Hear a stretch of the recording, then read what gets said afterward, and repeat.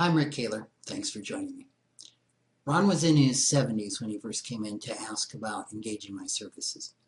He said, "My wife's upset. She's lost faith in my ability to run our finances."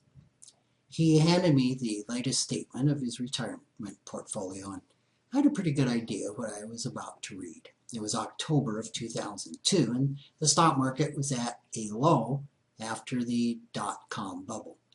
Most portfolios I was seeing from potential clients were down 20 to even 80%, especially those with heavy allocations in technology and startup dot-com stocks, which were the investments of the day in the late 90s.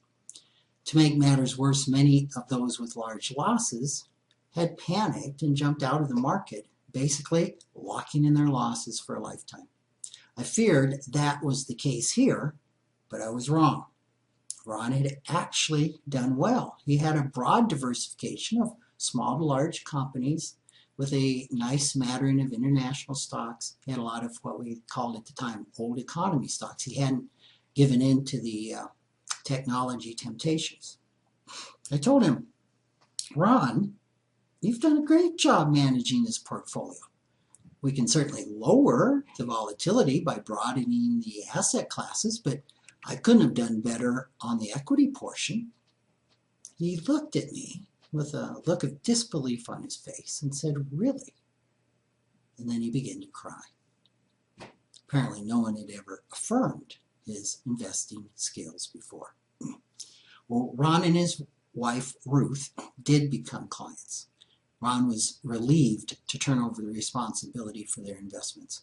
And over the years, I helped them with their estate planning, helped them shop for insurance, made sure that they had enough cash flow to live comfortably on.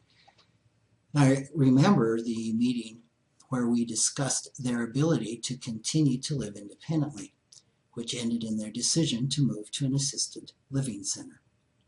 When I met with Ron and Ruth in the summer of 2008, the economy had once again started turning downward. And at that time, stocks were down 15% or so.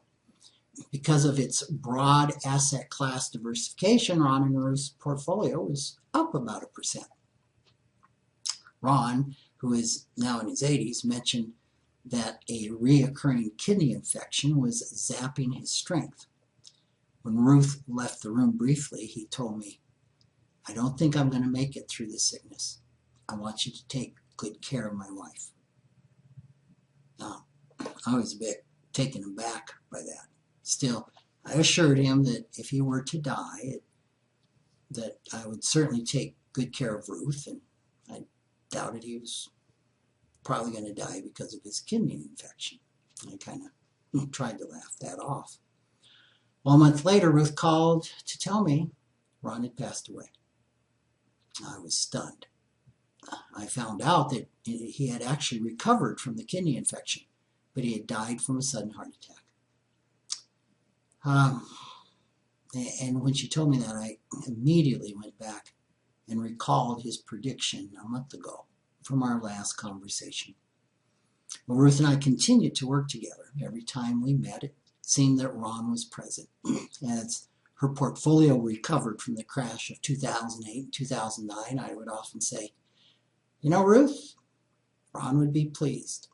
I felt a special sense of mission and deep satisfaction that I was upholding my promise to him. Well, a few months ago, at age 92, Ruth was diagnosed with Alzheimer's. Her children moved her to an appropriate facility, and I never saw her again. Recently, Ruth died. Her children asked me to liquidate her account and distribute the proceeds in accordance with her will. I did so with some sadness. My role in their life was over. I recently told this story to a friend who said, "Rick, what you've just described is financial planning." Indeed. Financial planning is about far more than asset allocation, investment returns, and estate planning. It's about being the torch holder for a client's hopes and dreams, and yes, even their well-being. It's about a relationship that can extend beyond the client's lifetime. Thanks for listening.